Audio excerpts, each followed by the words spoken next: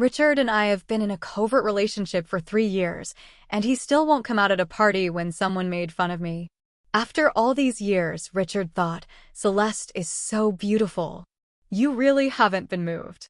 I observed him clinking glasses with others, and I secretly hoped that he leaned back in his chair and said, "Stop making jokes about Celeste and me. We're just good friends." Richard seemed to look at me when I said this, and the mood froze for a few seconds as someone hurried to smooth things up. Well, that's good. I was shocked by his statements and felt quite disheartened. Yes, we're just regular pals. Celeste is of interest to one of my friends. Can I give you his business, Celeste? Richard abruptly put down his drink, got up, and walked to the back of my chair before I could reply. He put his arm around me and looked at the person who had just said, "That's right, I only have this one good friend. Chess, a really nice girl, very pure, don't let your unscrupulous friends mess her up." I moved Richard's hand away and turned to face our slightly uneasy companions. "If you want to give me the card, think about it." A new buddy quickly offered me the card, which I received. When I looked up, I saw Richard's half-smiling, half-loathing eyes. My heart felt plundered, and I tried to go, but Richard stopped me by taking out his phone and turning on the camera. Celeste looked at the camera that took a picture of us. He was charming and handsome, and I was a little pale with a fallow look in my eyes. He instantly shared the photo on social media with the caption, "Long live friendship." When I got out of the bathroom, I stood in front of the mirror and opened the post, saying, "Long live friendship." Before I left early, Richard called to ask how I was feeling. I replied that I was fine, and he didn't ask any more questions, so he told me to get some rest. I didn't return to my rental apartment, but instead went to Richard's house occasionally, but I kept all of my belongings in the master bedroom rather than the living room or any other public areas. Even though he didn't give me a reason, it seemed like Calvin refused because I owed Richard's family a great deal, and he didn't want her relationship to be made public. His justification was always very grandiose. If you can accept it, then we'll be together in reality. In retrospect, it was his own feelings that he wished to conceal. It was measiest.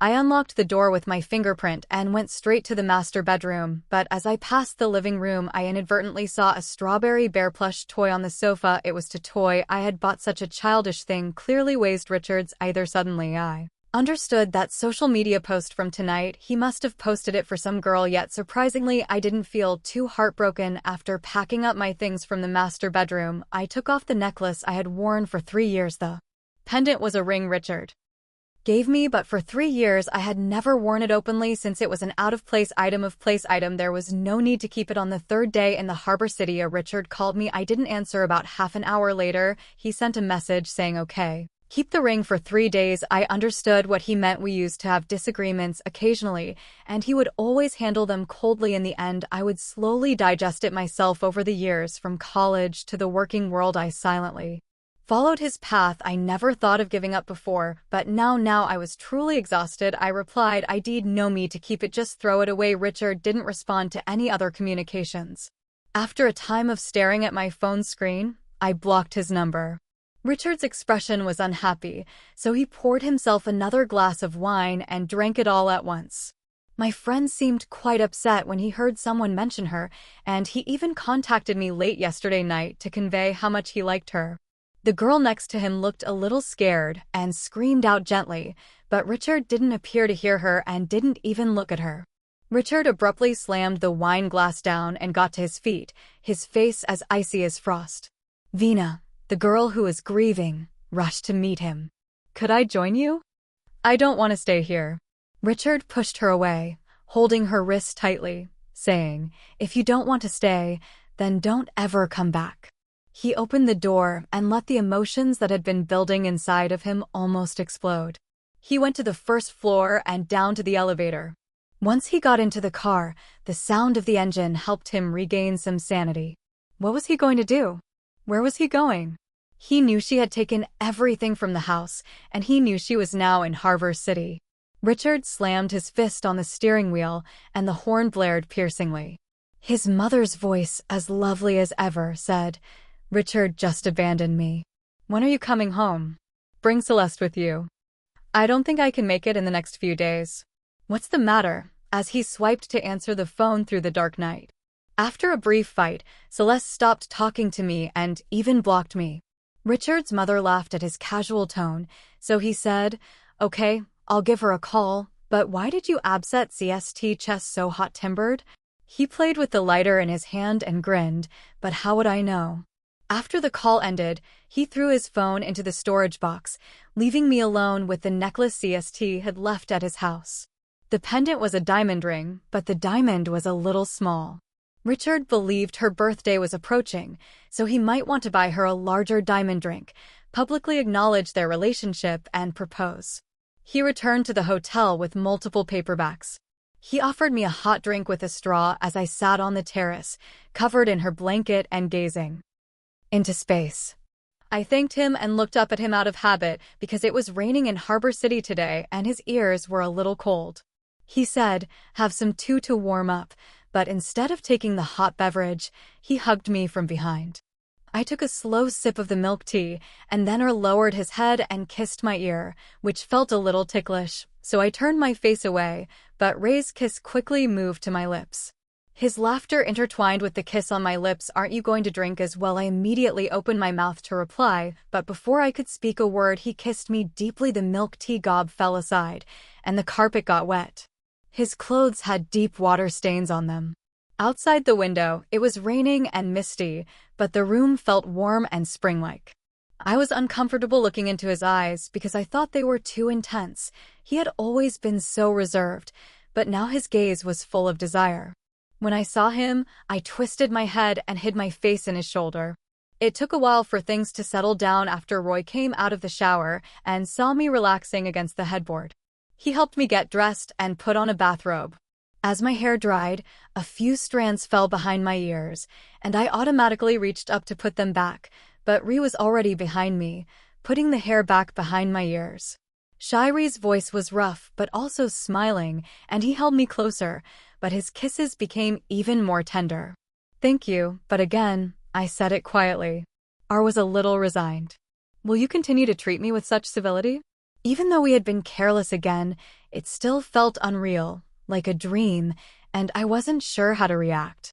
The sweeter aroma of milk tea lingered on my lips, and I felt as if I had returned that winter night many years ago. The tutoring session had ended, and it was already very late. The streets were long, dark, and sparsely populated where happened to pass by. "Hi, Celeste, what a coincidence," he said, standing at the crossroad in a black coat, smiling faintly. He had always been serious and unsmiling at school, so I was caught off guard by his sudden smile. That night, he took me home. On the way, we sh a bake. Sweet potato. The wind was strong, and it was snowing. He stood in the wind, shielding me from the snow. When he lowered his head, his forehead lightly touched mine, but it quickly pulled away. At that moment, my heart was slightly trembling. I thought this was the beginning of a sweet nighty romance. Little did I know fate had arranged merely a fleeting encounter. Whether it was years ago or now, the same pattern seemed to repeat. 15 minutes ago, when Roy went to the bathroom to shower, I received a call from my mom. She wanted me to return to the zoo family home for Dad with Richard, and as I declined, but my mom said Richard's father was also there. He rarely came back and wanted to see me. When she mentioned Richard's father, I couldn't help but tremble with anxiety, like a guilty criminal, restless and shivering even after the call ended. I couldn't calm down that year when my feelings for Ree were just beginning to blossom. A phone call from my mom completely changed my life. It also extinguished those budding feelings before they could even grow. Now fate's will had turned again, mocking me as if it were a cruel joke. I felt like a pitiful coward, unable to let R see the dark and shameful past. I took a deep breath, trying to sound casual and relaxed. "WFR?" he asked. "I'm going back to Bash Shane Toit's flight." My hands hidden under the blanket were unknowingly clasped together tightly. My right thumb unconsciously scratched an old scar on my ring finger. It was a sharp pain, almost like I was scratching it open, but I couldn't stop. I just smiled at Roy and said, "Let's not keep in touch after this. We've had a mutual understanding these past few days, so no one owes anyone anything. Let's just pretend nothing ever happened." With that, I stood up and walked towards the room, fearing that if I stayed even a second longer, my tears would betray me, but RZ tightly grasped my wrist so lasted DRW and tell me okay, how didn't bring myself to see it. How could I explain it? A zoo family driver witnessed my mother seducing Richard's father while she was employed there. After she refused, the driver ridiculed her, lost control while intoxicated, and killed her in a car accident. Richard's parents almost got divorced over it. Despite everything, my mother took me in and helped me finish college. The attorney who handled her case also assisted in convicting the driver of intentional murder. Her grace, despite my grud, was a huge favor to the young me at the time. Richard didn't hold my famous past against me. On the contrary, he was always very kind to me. However, now that I wanted to go back, I pulled away from Ree's grasp. I could feel his eyes burning with pain all around me, but I still didn't have the courage to look at him. I needed to go back to where Brace gently pressed my shoulder, but his hand slid down my arms and finally wrapped around me tightly, burying his face in my neck. "Don't go back, Suist. He's not good for you." My tears dropped on Nay, silently soaking his shirt, and I was at a loss for words to explain why Richard and I didn't want to hurt Roy, and I resisted him a lot because I knew everything that had happened to me was too terrible and difficult to discuss. It was getting late, and I had to catch my flight, so I took hold of his arm and gently pushed him away. His eyes were red, and mine were too, but I was able to smile. "BR, take care of yourself." He didn't say anything, he just wiped the tears from the corner of my eyes. "If you're unhappy when you get home, let me know at any time." The winter at home was extremely cold, so as soon as I stepped off the plane, I shivered and quickly wrapped my coat tighter. As I walked with the crowd, I noticed Richard right away. He was tall and had a very attractive face, making it difficult to ignore him. "Mom asked me to pick you up," so he said, "Ping over and grab my suitcase," before turning to walk away. After a few steps, he looked back and curtly added, "It's not like I wanted to come." I smiled, but it was not like I wanted to come. Richard appeared to grind his teeth before turning away and walking with a resolute gait. I walked slowly and didn't speed up. When we got to the car, he had already put the bags in the trunk and was waiting by the front passenger seat. He gave me an impatient look. I opened the back door instead of going to the front seat since I have stuff to do tonight. When we reached his house, the ride was quiet, but as I looked at the brightly lit main building, I felt a weight in my legs that I couldn't describe. Richard's face was darker than the crashing sky at that moment, so I calmly looked at him. "Isn't the front seat reserved for girlfriends?" He seemed angry and slammed the door shut. "You really know how to stir things up. Sit wherever you want." Richard likewise stopped staring down at me from above. "What are you scared of? Will he eat?" "I'm not scared. I'm just not sure how to handle it and I'm ashamed." "All right, he'll leave early, and you're welcome to accompany me," Richard said. I stayed where I was not moving as he walked forward. He turned back with irritation. "What are you standing there for, Celeste? Come on."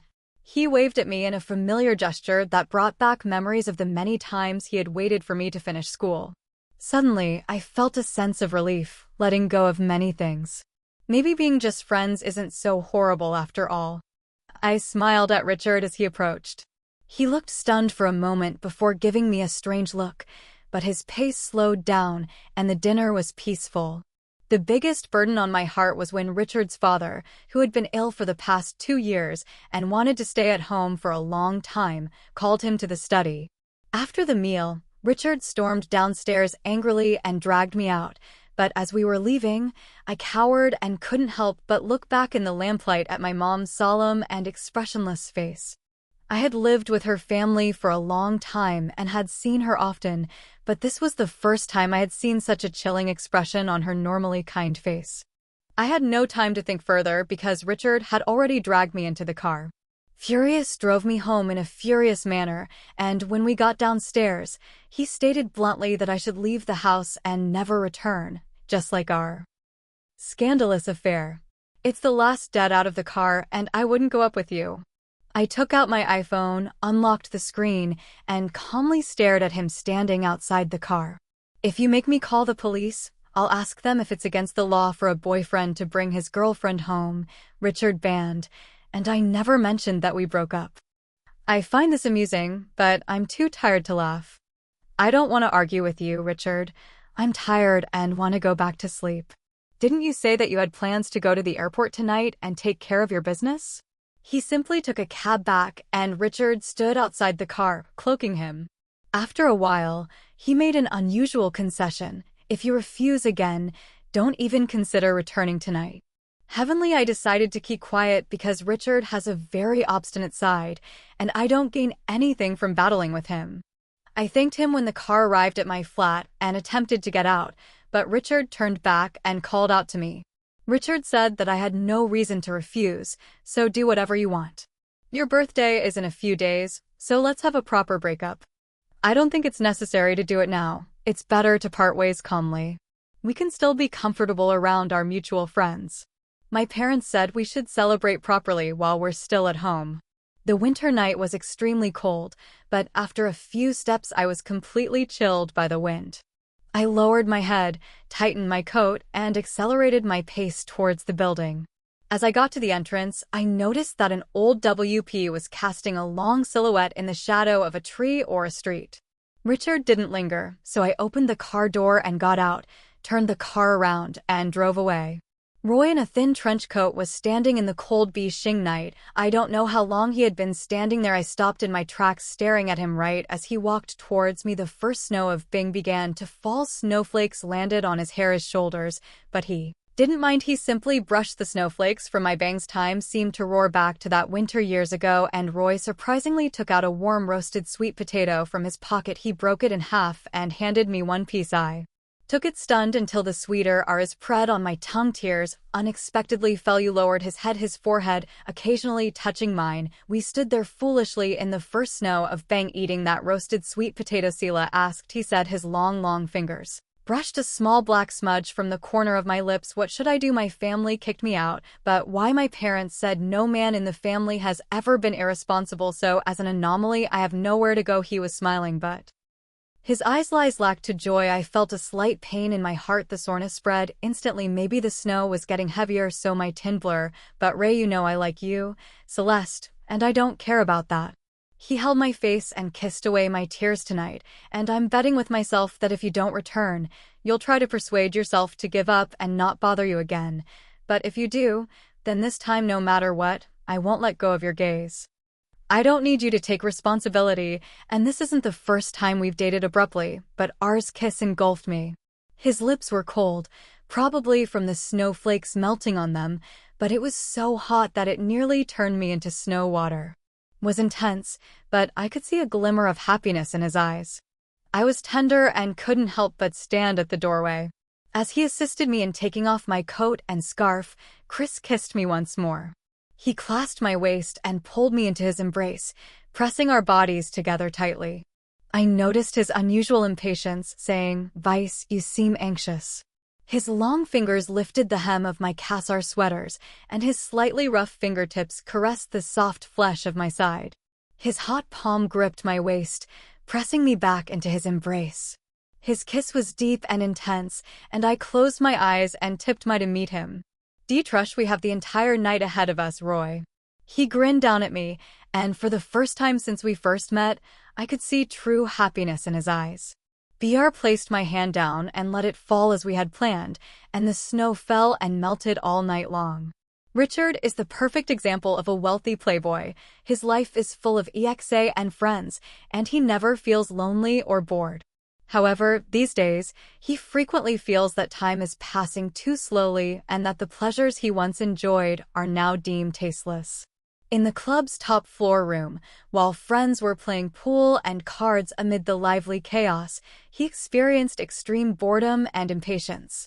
Richard threw away the cue stick, grabbed his phone, and went to the floor-to-ceiling window. As he unlocked the screen, a WhatsApp message appeared. It contained a few grainy pictures of a busy supermarket with a couple grinning at each other in front of the shelves. In one picture, Bryce had his arm around her waist, and she didn't appear to resist at all. Richard's eyes narrowed. If he hadn't been shaken by the previous picture of their clasped hands, he would have been convinced that they had a serious relationship. It was a one-time event when Richard saw his own red eyes and nearly twisted his face on the floor at a window in the ceiling. The lively atmosphere suddenly stopped, and everyone stared at him in shock and fear, but Richard forced himself to calm down. He turned to face the crowd and said, "Don't stop," and then he stepped outside. The hallway was deserted, so Richard walked forward until he saw a waiter hand him his phone. The waiter was uncertain, but he gave him the phone politely. When Richard dialed Celeste's number, he cowered and remembered, but more importantly, he made it to hear her voice because he needed to see her and get her away from Roy, the man who could entice her away with just a roasted sweet potato. Celeste hung up the phone as soon as she heard his voice, and when he called her back, she answered. Richard lit a cigarette and bit it between his lips, and he sent A-List a message telling him to come find you directly. On the third call, she dutifully answered, presumably to avoid Roy because she must be afraid he would hear her voice sounding guilty like a thief. Finally, tell Ray that you were being impulsive and playing around with COD, and that you never could have told him to go back overseas. Ed Eel, there was a half-minute silence on the other end of the line, and Richard could hear his own breathing and even his heartbeat. Those seconds felt like suffocation. Perhaps that night in Hong Kong was an impulse, but now it was I liked him in high school, so it's normal to still like him now. Richard and I are just friends, and friends have no right to meddle in each other's partner choices. I never received your acknowledgement when we were together, and now that I'm with someone else, I don't need your forgiveness. Before he could reply, she hung up again, and Richard gripped his phone, reluctantly setting it down outside the window. Richard moved on and let's part ways amicably. Celeste was at his house when the heavy snowfall occurred. It was the same type as last year. They cooked hot pot together, and then she cuddled on the sofa while he watched TV. He slept with his head resting on her lap, and just as he was about to doze off, she seemed to kiss him in private. He pretended not to notice, but he felt sweeter on the inside. Celeste, like her mother, was CLE and not abandoned. At the time, he was attracted to her in a way that no man could control, and he disapproved of her past. He told her that he would allow the relationship to be made public because he didn't want his friends to make fun of him in private. Celeste's mother had cheated on him with his father, and Celeste hooked him to him. He liked her sometimes obsessively, but he also told himself that he couldn't marry her because he thought he had everything under control, which is why she always obeyed him and behaved well. 3 years went by, and he nearly forgot that Celeste used to be straightforward and lively, able to let go easily. She didn't want to abandon him anymore, and she didn't want to part ways. Upon contemplating this, Richard abruptly removed the velvet box he always carried, which contained the 11/8 cat diamond ring that was supposed to be given to her on her birthday tomorrow, but, knowing me, sparkled mockingly in it.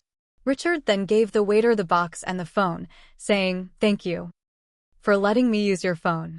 I don't need this ring anymore, so it's yours." His tone was unusually calm and gentle. The waiter was shocked and tried to refuse, but he had already turned and left. On my birthday, I had plans with Ray. After I came back from the zoo family, we would celebrate alone. Just the two of us. He sent me offering the black Hazra coat I bought him, looking especially handsome. Seeing him a bit reluctant and sad, I tiptoed and gave him a light kiss. "Wait for me at home, we'll have hot pot." Aru nodded and gave me a gentle kiss before my car from the zoo family arrived. We parted reluctantly as the car drove away. Rui stood by the roadside, the heavy snow covering the entire city. I watched him from the car window until he disappeared from sight, then withdrew my gaze at Richard's house. The birthday party he arranged, he didn't come. He had said he wanted to break up on my birthday now. Oh, not abandon me. It was unnecessary. The things I said on the phone that day, with his pride, he would never lower himself again.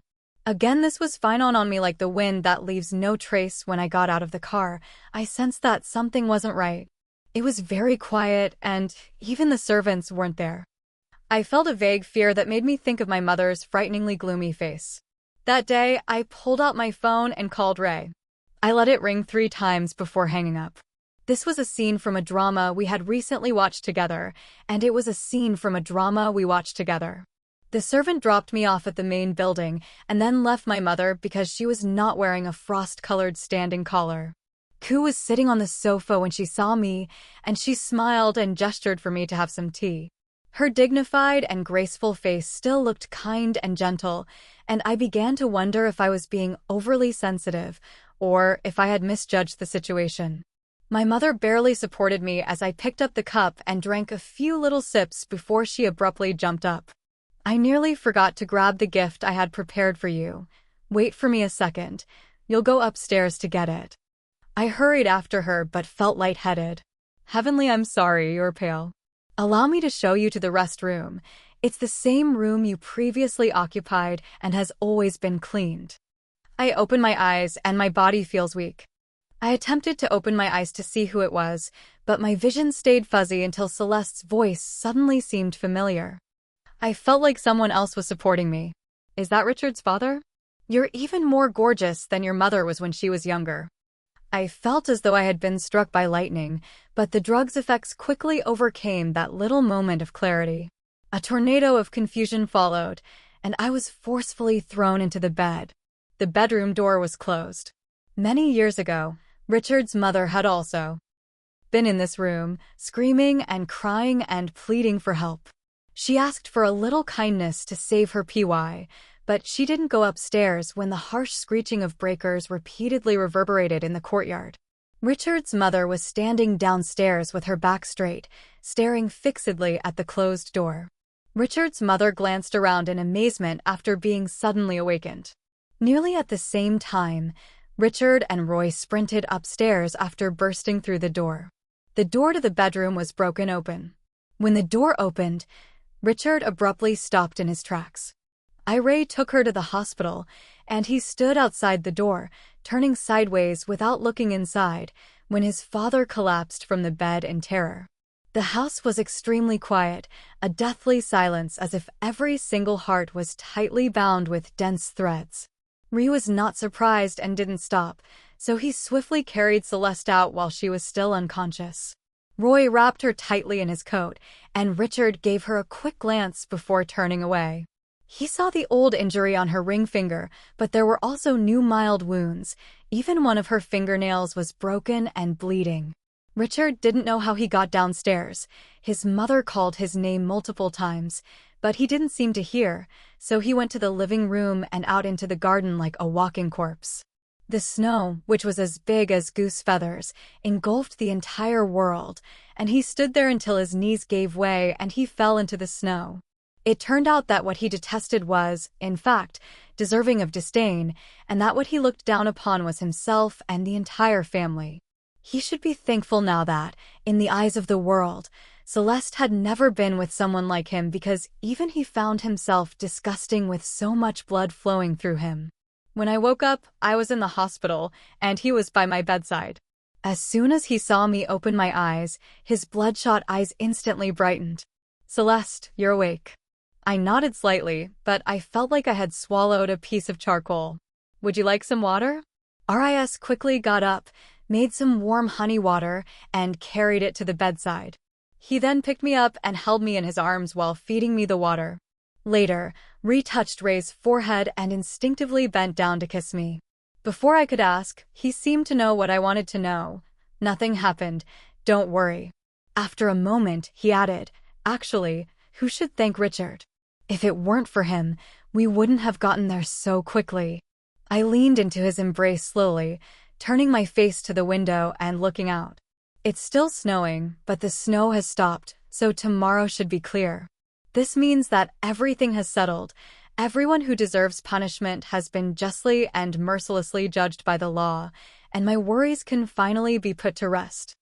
Took me to see my mother, whose previous grave was in the farthest corner of the cemetery because she had lived a disgraceful life and died so tragically.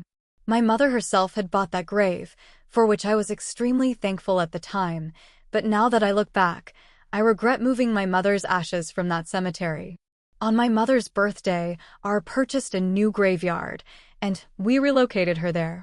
There are verdant mountains, rivers, and trees swinging in flower fields. My mother would undoubtedly enjoy it. I don't know how long I knelt in front of her grave, but I did so for a long time, confessing my wrongdoings for hating her in my heart when I was younger. I cried for a long time, but then I hugged my mother's gravestone and grinned at her.